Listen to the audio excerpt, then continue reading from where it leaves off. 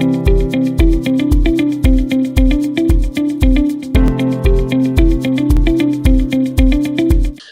buenos días, bienvenidos a una edición más de Entrevistas TITL. En esta ocasión, como ya había sido anunciado, estaremos conversando con Carlos Torres. Carlos, hola Carlos, ¿cómo estás? buenos días, muy bien. El tema para el cual Carlos nos acompaña hoy es básicamente temas societarios y lo hemos encapsulado en lo que es accionista mayoritario versus accionista minoritario, por ponerlo de alguna manera, ¿no? Y es que el mundo societario, Carlos, es bien complejo, ¿no? Ahora, para nosotros, el asociarnos ya se ha vuelto inclusive una palabra muy sencilla, ¿no? Y vamos a hacer un negocio juntos, listo, nos asociamos, a ver cómo sacamos adelante. Nadie quiere invadir al otro, entonces 50-50. Es muy común esto, pero no entendemos realmente, creo, y hoy espero que resolvamos muchas de esas dudas, la complejidad que tiene, digamos, qué implica realmente hacerte socio de alguien, cuáles son las formas en el Perú. Y de repente por ahí deberíamos empezar, ¿no? Para entrar en contexto. Aquí en el Perú, ¿cuáles son las formas más utilizadas para asociarse? ¿Qué definimos como una sociedad? Claro, en realidad nosotros tenemos varias alternativas para realizar la actividad empresarial, ¿no? Una persona que quiere realizar su actividad empresarial, primero tiene que definir si lo va a hacer de manera sola, autónoma, o si quiere asociarse con alguien. Si lo va a hacer de manera individual, tiene dos alternativas. Lo hace como una persona natural, con su negocio, pero obviamente eso le genera una responsabilidad ilimitada. O decide constituir una empresa individual de responsabilidad limitada, donde él es el único dueño, él realiza la actividad empresarial y goza del beneficio de responsabilidad limitada. Después tiene la forma societaria, vale decir, donde ya busca un socio o más socios. Okay. ¿Cuáles son esas formas? Básicamente la sociedad anónima, la sociedad comercial, la sociedad colectiva, en comandita, incluso la sociedad civil, la sociedad cooperativa también es una alternativa que está regulada en una ley especial. Pero todas esas formas societarias, como su nombre lo indica, son formas que implican más de una persona. Ok, y si me permites ahí, ¿uno debe elegir la forma societaria según el tipo de negocio? ¿Lo debe elegir según qué? ¿Cómo defines eso? En realidad, todas las formas societarias permiten realizar cualquier actividad económica. Entonces, de manera general, ¿no? Claro, siempre hay excepciones. Por ejemplo, si te quieres dedicar al sistema financiero, si quieres constituir un banco, ahí sí hay una ley especial que te dice que los bancos solamente pueden ser constituidos bajo la forma de sociedad anónima. Pero en general, para realizar cualquier tipo de actividad, tú puedes optar entre la empresa individual, por ejemplo, o una sociedad anónima. Un ejemplo que siempre les pongo en clase a mis alumnos es el de una línea aérea. Aquí en Perú hemos tenido una línea aérea que estaba constituida bajo la forma de empresa individual de responsabilidad limitada. Y no tenía ninguna limitación en cuanto al tipo de actividad. No obstante que en nuestra mente siempre está enclavada esa idea de que la empresa individual de responsabilidad limitada es para microempresas, pequeños negocios, pero la verdad es que no tiene ninguna limitación. ¿Cuál es la diferencia con una sociedad anónima? Con una sociedad anónima, en realidad la diferencia es la cantidad de personas. La empresa individual solamente tiene un titular, una persona natural. Uno puede ser dueño de una empresa individual, por ejemplo, una persona jurídica. Mientras que una sociedad, yo puedo tener dos o más personas como socias, y esas personas pueden ser personas naturales o jurídicas, o pueden ser personas jurídicas. Agremiaciones. Agremiaciones en qué sentido. Asociaciones por ejemplo, sí, que sean socias de una... Sin ninguna duda, sin problema. Lo que no podría ser una asociación es titular en una empresa individual de responsabilidad limitada que está exclusivamente diseñada para personas naturales. Correcto. ¿No? Entonces, tienes diferentes formas de organización. ¿Por cuál decidir? En realidad, deberíamos preguntarnos cuál es la forma que más se utiliza en el Perú. Y de todas las que he mencionado, en primer lugar se utiliza la sociedad anónima. O sea, la forma preferida en el Perú es la sociedad anónima. ¿A qué obedece esa realidad? Yo creo que es la forma, en primer lugar, mejor desarrollada, mejor regulada en nuestro reglamento. Y también es una forma jurídica conocida en todos los países del mundo. En segundo lugar, tenemos la empresa individual de responsabilidad limitada y en tercer lugar, la sociedad comercial. O sea, si tú haces un muestreo, o sea, que más o menos de cada 100 emprendimientos, el 55% elige a la sociedad anónima.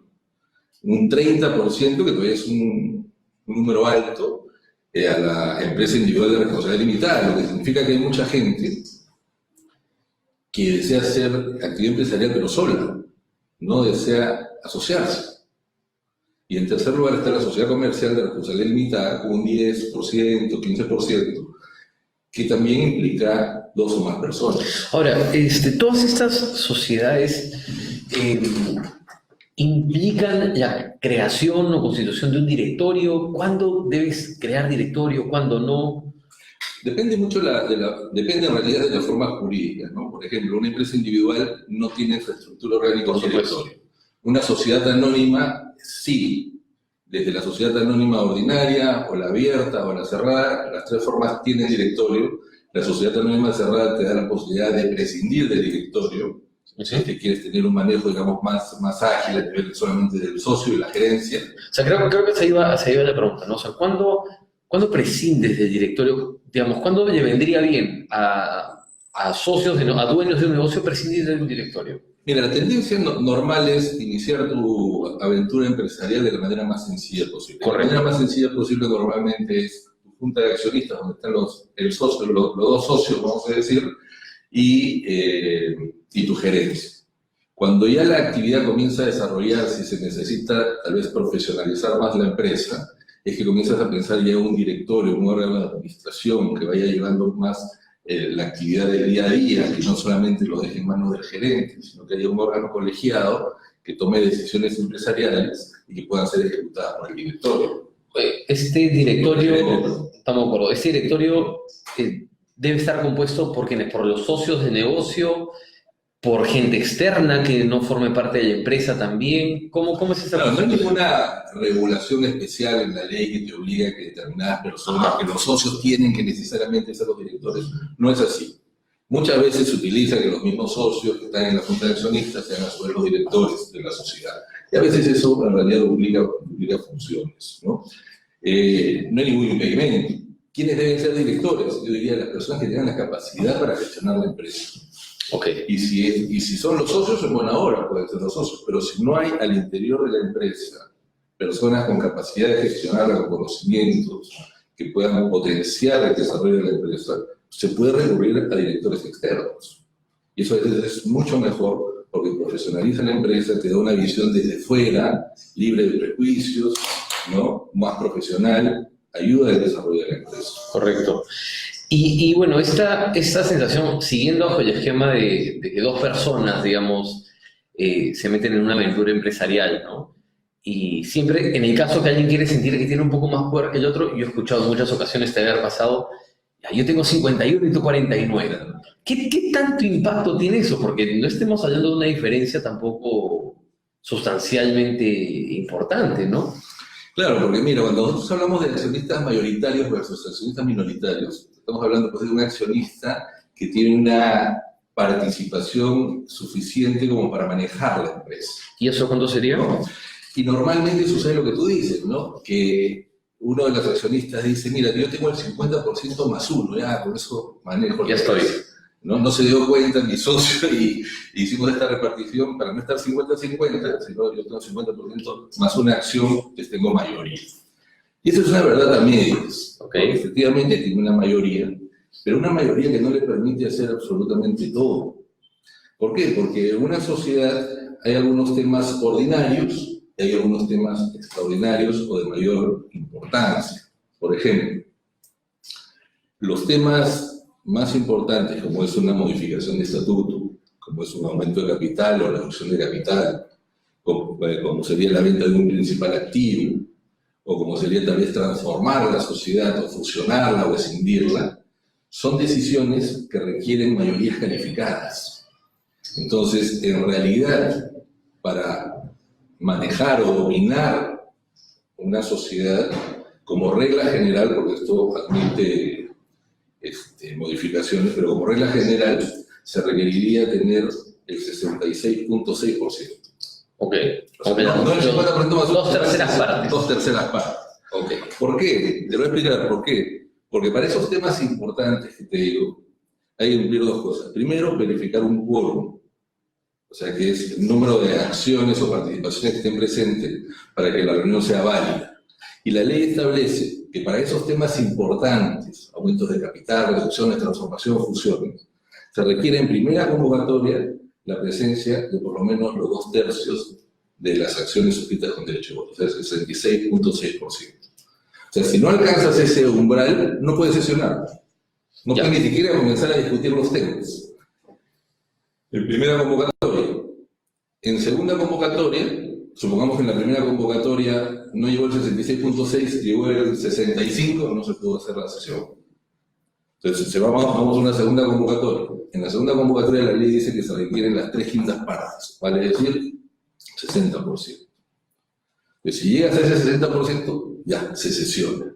Entonces tú me dirás, bueno, entonces se requiere el 60%. Sí, si me preguntas, ¿cuánto se requiere para manejar la empresa de la primera convocatoria? 66.6. Correcto. En la segunda, 60%. Y de ahí, una vez que ya has logrado el quórum, la toma de acuerdos sí es 50% más uno. Es una junta accionista. Junta de accionistas. Ya. A ver, pero vamos a ponernos en algunos escenarios que estoy seguro probablemente a muchos que nos están escuchando les ha pasado, ¿no? Muchos avanzamos no siguiendo necesariamente lo que está normado y lo que bien compartes, sino lo que creemos. Entonces, como que una reunión no está la otra parte, o igual avancé. Entonces, si yo tomo decisiones sin haber cumplido este quórum y tal, esas decisiones pueden ser revocadas. ¿Hay un tiempo para revocar esas decisiones? Claro, en realidad esas decisiones que estás tomando sin haber convocado debidamente, sin haber contado con el quórum correspondiente, son decisiones que no tienen ningún valor jurídico. O sea, en realidad no se celebró ahí una junta. Tú lo podrás haber llamado junta general, pero no tiene la eficacia jurídica que le otorga la ley. O sea, si tú quieres registrar eso por Claro, accionistas, no si se eso puede. va a registros públicos, Lo va a rebotar. los registros públicos lo va a observar o lo va a tachar, es decir, acá hay defectos de convocatoria o no se ha acreditado el quórum correspondiente. O sea, vale decir, todo eso puede quedar en acuerdos privados, más no tener ningún tipo de validez en un registro público. Claro, pero por acuerdo privado, ¿a qué te refieres? ¿Que entre las partes quieren hacerlo valer? Así es.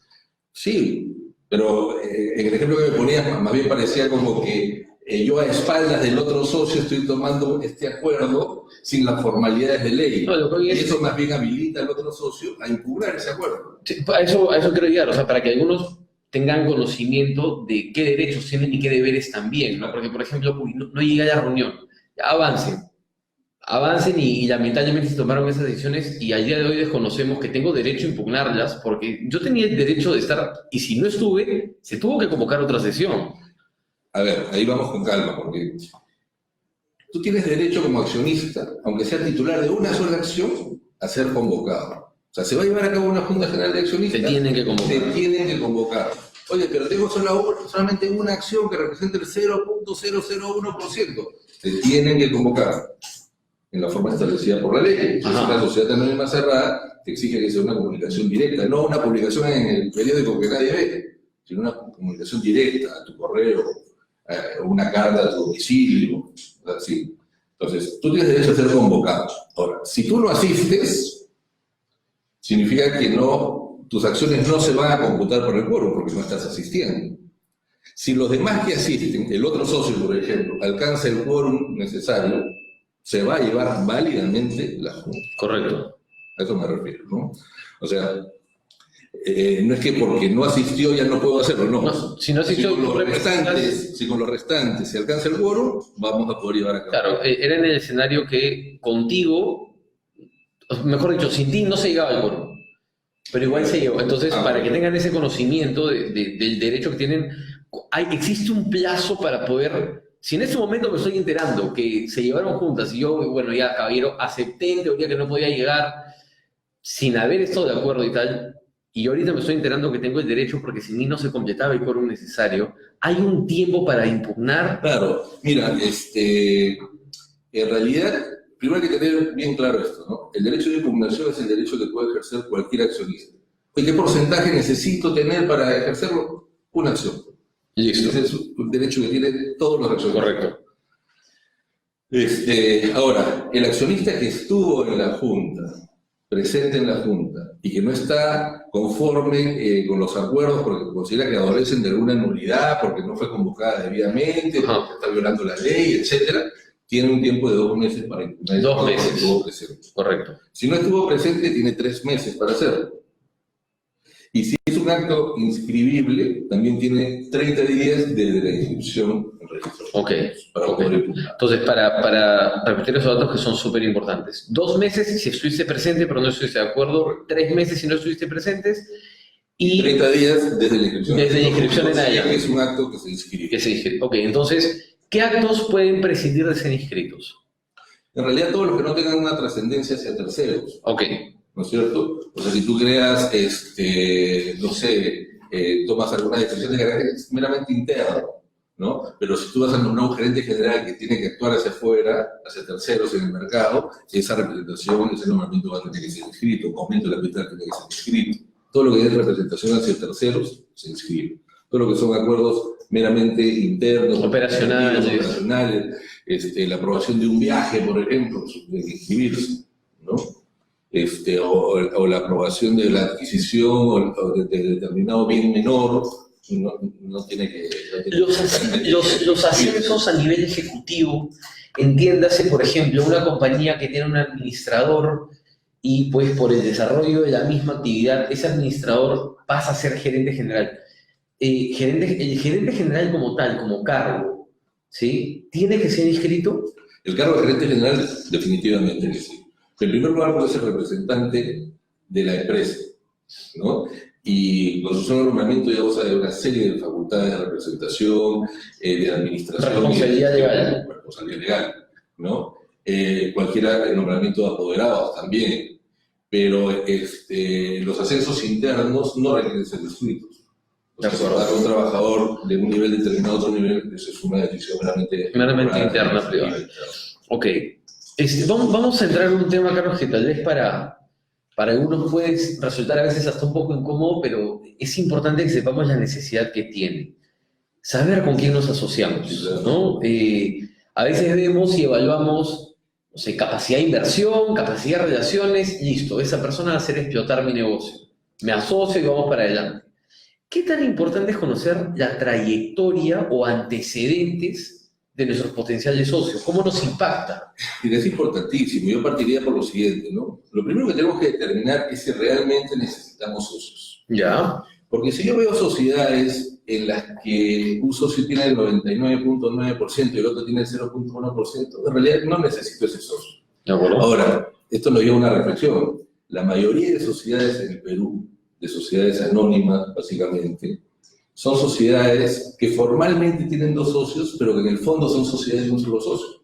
Porque regresando al ejemplo, si yo veo sociedades donde un socio tiene el 99.9 y el otro el 0.1, ese segundo socio en realidad no tiene ninguna intención de formar parte de la sociedad. ¿Y qué beneficio tiene ese tipo de sociedades? La pregunta es, entonces, ¿qué hace ese señor metido ahí en esta sociedad si no tiene ningún ánimo societático, digamos los abogados, ¿no? La razón es simplemente que la ley te obliga a tener un mínimo de socios. Entonces tú, Carlos Prado, quieres hacer una actividad empresarial, decidir por la sociedad anónima, y cuando vas al abogado, el abogado te dice, bueno, ¿quién es tu socio? No, le dices, quiero ser yo solo. Y yo digo, bueno, la ley te dice que tiene que ser dos. Dice, ahí es donde me dice, bueno, ponlo a mi primo. Y le doy nada. Entonces, ese es un socio de favor, de nombre. ¿Y por qué? Porque la ley nos obliga.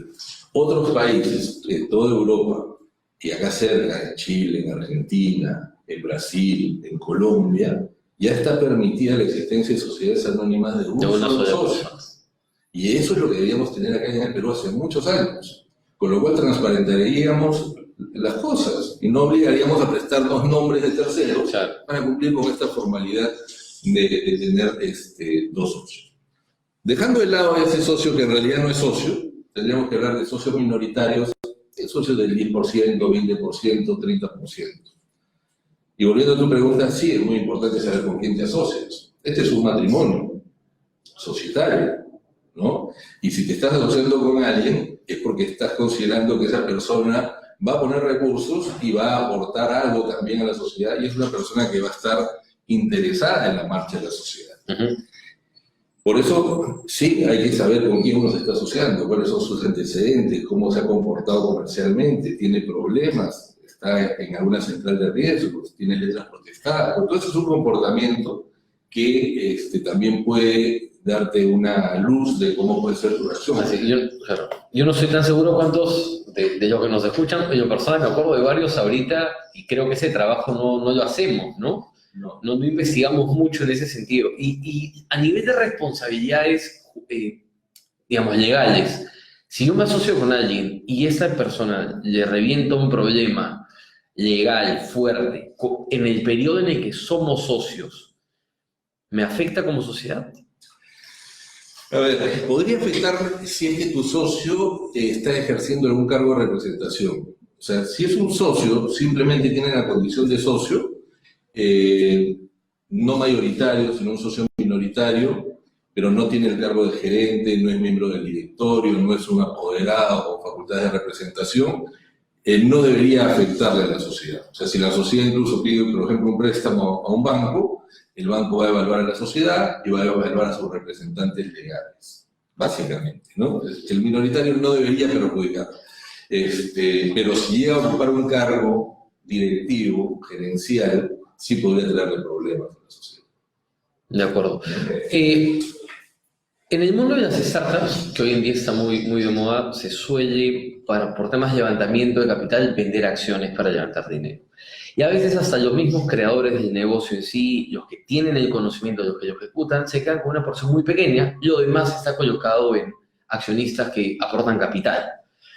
La toma de decisiones siempre va a estar sujeta a tu cantidad de acciones o por estatutos puedes decir, listo, serás el dueño del 70% del negocio, pero tú no tomas ninguna decisión, las tomo yo. ¿Eso se puede definir por acuerdo societario? Claro, en primer lugar tendríamos que, por ejemplo, dividir también a las sociedades en dos tipos, ¿no? Las llamadas sociedades personalistas y las llamadas sociedades capitalistas. ¿De acuerdo? Sociedades, las que más se utilizan en nuestro país son las sociedades capitalistas.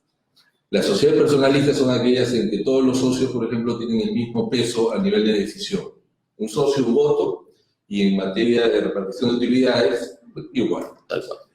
Pero en las sociedades capitalistas, tipo la sociedad anónima, sí hay una participación tanto en la decisión como en la asunción del riesgo, en la participación en las utilidades, en función al número de acciones que tengas. O sea, tú tienes un 80%, participarás un 80% en la toma de decisiones, en votos, y también en las utilidades, también asumirás las pérdidas en esa proporción. Correcto. ¿Se puede pactar en contrario? Sí se puede pactar en contrario. Okay. Lo permite la ley. O sea, yo puedo renunciar. Yo quiero invertir en ese proyecto, yo voy a ser el dueño del 80% de ese negocio, pero este chico que es el que tiene el 20% y el negocio es suyo, que él decida y tal, yo confío. Eso sí puedo hacer. Sí, claro. Es más, tú podrías tener el 80%, debería corresponderte el 80% de las utilidades. Exacto. Y pactar con este chico, como dices tú, que en materia de utilidades, aunque tengas el 20%, vamos a ir 50-50. Yo tengo el 80, tú tienes el 20, pero en materia de utilidades vamos a ir 50-50. O sea, también puede diferir el porcentaje accionarial de las utilidades repartidas. Sí, correcto. Y, ok, entonces, ¿cuál sería, digamos, por qué tendría yo un 80% si recibiría solo el 50%? O sea, ¿cuál sería o el beneficio o la contra? En realidad ese es el margen de maniobra que te da la ley. De acuerdo. O sea, no te encasilla. La ley de sociedades en eso es bastante flexible, ¿ya? Hay muy pocas normas de carácter imperativo y la mayoría son normas que te permiten a ti negociar de alguna manera los términos con tus socios. Por eso, volviendo al tema del conocimiento del socio, es importantísimo saber con quién te estás asociando, con quién te vas a integrar en una sociedad, y tener en cuenta que siempre al inicio todos son rosas. Claro. Y después vienen las espinas, ¿no? Entonces, la principal recomendación es que al momento de formar la sociedad, ahí es donde debes dejar todas las cosas lo más claro posible. Porque es ahí donde sí, van a pactar, sí, hay que ponernos en este supuesto, sí, ¿qué pasa si sucede esta situación? ¿Cómo la resolvemos? ¿Qué pasa si estamos 50-50? ¿No? Y no estamos de acuerdo. Y no estamos de acuerdo. Y tú dices, vamos para el lado norte, yo digo, vamos por el lado sur. Y esta sociedad no camina. Entonces, si desde el comienzo ya regulamos esas situaciones, va a ser más sencillo. Que si dejamos que pase tiempo... Y que se dé en su momento. Que se dé en su momento ya no va a poder solucionarse. Correcto. Ahora, unos cuantos temas que también vienen a mi mente ahorita, ¿no? Si yo me asocio con alguien que es el famoso capitalista, siempre existe el temor de que te licúen, ¿no? De que o sea, hay que hacer un aumento de capital. Bueno, pues hay que poner 1 millón ahorita. Yo tengo el 20, no tengo 200.000. Caballero, pues el otro pone y al final me voy reduciendo en acciones. Unas cuantas preguntas. Primero, ¿hay opción de pactar desde un inicio que no importa cuánto sea el aumento de capital, mis acciones no se van a licuar? Punto uno. Y segundo, ¿cómo es que en el aumento de capital un accionista minoritario sigue manteniendo su voz y voto? Ok. Tiene varios temas alrededor de tus preguntas, ¿no?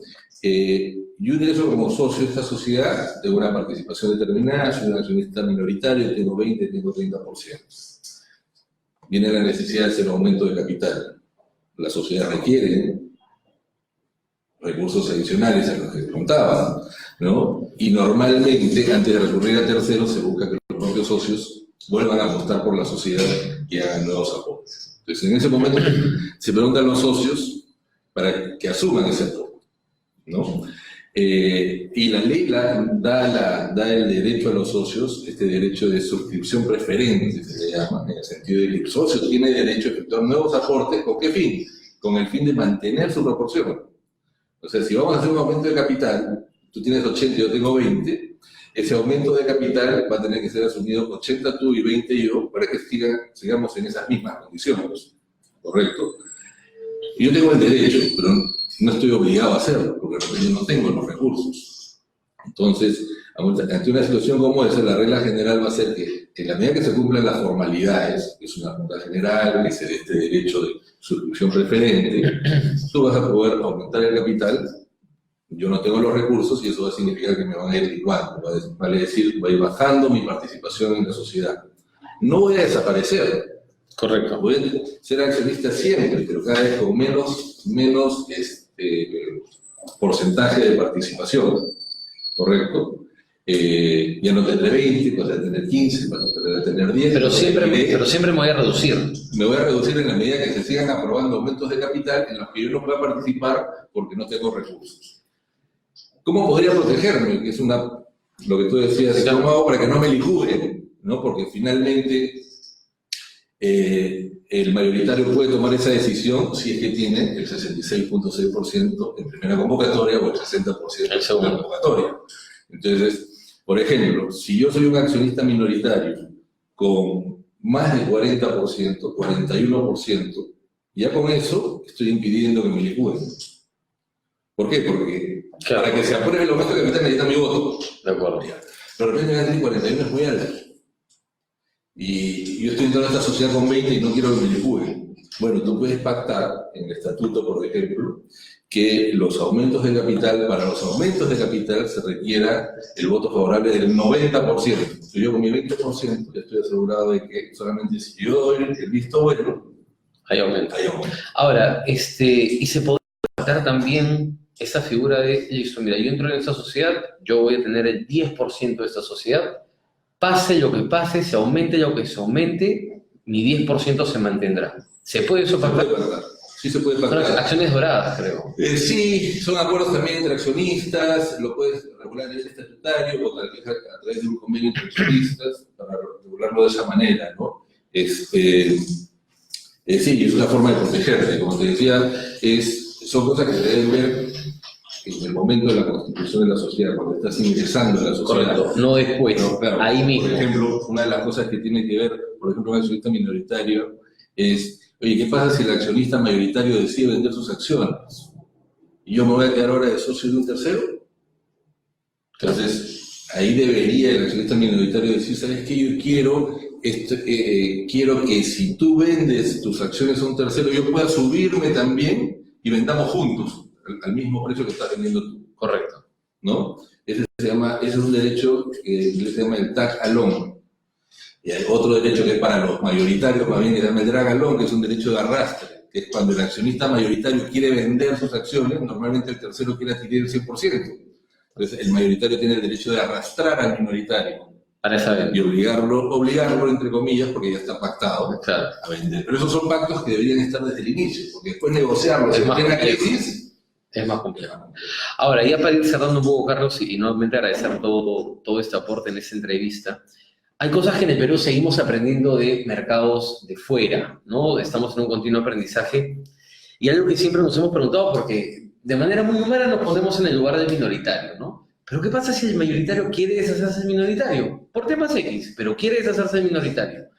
Entiendo que en otros países ya existen mecanismos y no sé si en el Perú estamos encaminados a ello como una herramienta adicional, pero creo bastante importante, ¿no? ¿Qué nos puedes comentar al respecto? Sí, a veces también lo enfocamos desde el lado del accionista minoritario. No sé qué derechos tiene el accionista minoritario. Nosotros hemos hablado de algunos derechos del minoritario, como la impugnación de acuerdos, Ajá. como el derecho de ser convocado, como el derecho de ser preferido en los casos de aumento de capital, derecho de separarse de la sociedad en los casos previstos. Un accionista minoritario con 10% nomás, por ejemplo, ya puede solicitar que la sociedad tenga una auditoría externa permanente. Con 10% también puede solicitar que haya revisiones especiales a los temas contables, por ejemplo, ¿no?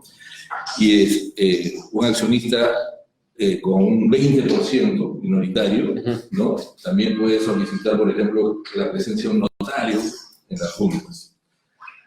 Viéndolo desde el lado del accionista mayoritario, no todo es rosa para el accionista mayoritario. A veces tiene accionistas minoritarios que conocen muy bien sus derechos y que comienzan a hacer una piedra en el zapato y comienzan a trabar el desarrollo de la sociedad.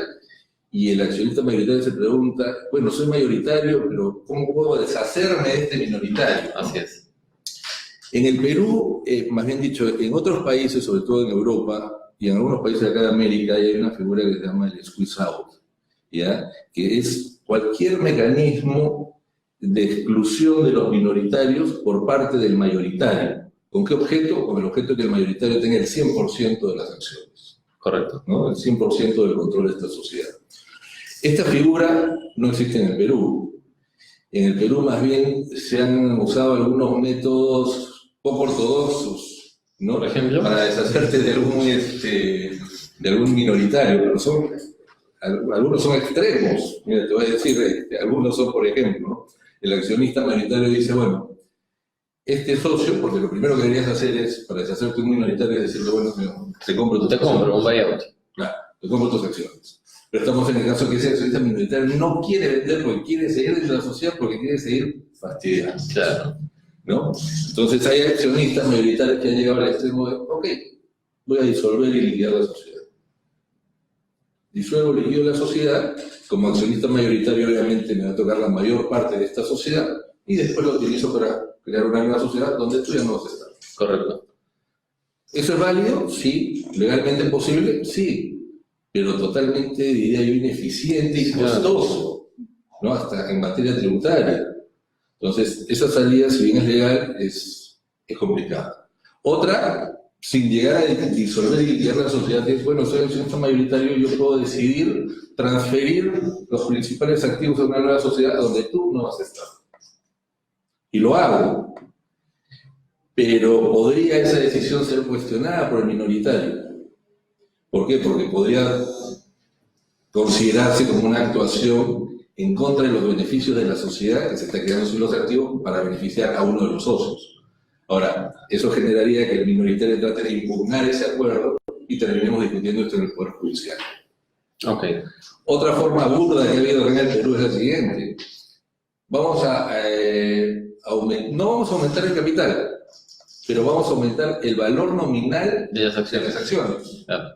¿No? Entonces vamos a decir que ahora las acciones valen 100.000 cada acción. Y tú tenías 20.000 acciones de un solo. Entonces, oye, como tienes 20.000 y no llegas a una acción que ahora vale 100.000, tienes que poner 80.000 adicionales. No es que se revaloricen las acciones. No. Sino estamos aumentando el valor de las acciones, el valor nominal. Antes valían un solo.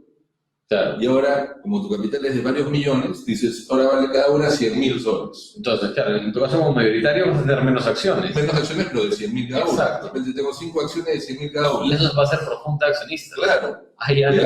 Y ya se trató de hacer, pero ha llegado a registros públicos, el registrador ha dicho, no señor, porque esto es una forma indirecta de excluir al accionista. Claro. Y el accionista ya efectuó su aporte y usted no lo puede obligar a un nuevo aporte. La única consecuencia Para un accionista que no aporta, es decir, disminuyendo en su participación, pero no dejar de ser accionista. ¿Y puedes tener entonces menos de una acción en un acuerdo? No, menos de una acción no puedes tener.